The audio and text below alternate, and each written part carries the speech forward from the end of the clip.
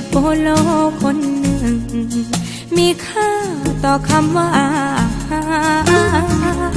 แต่อายผู้บอกว่าน้องเป็นคนต้นทุนน้อยมา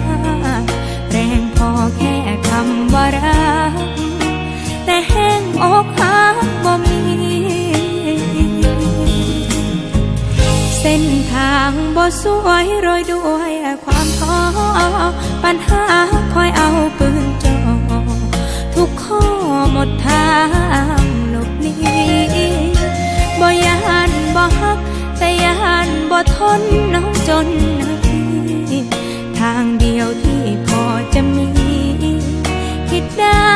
ตอนนี้ก็คือต้องฮักให้สุดใจ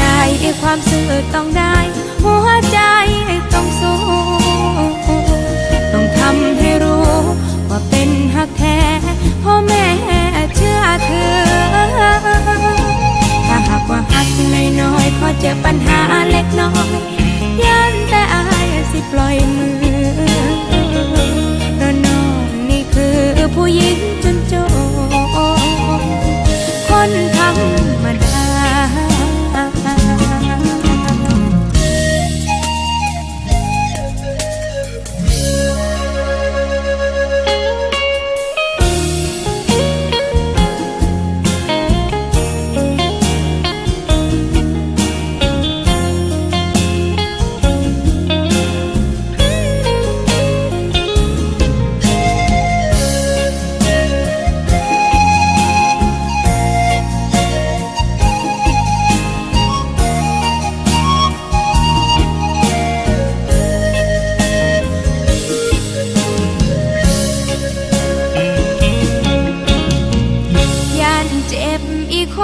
ยันโดนอีกครั้งมีคนเคยเข้ามาบ้างเคียงข้างบ่นานก็ลาหัวใจดวงนี้ถ้าเจ็บอีกทีก็คงไร้ค่า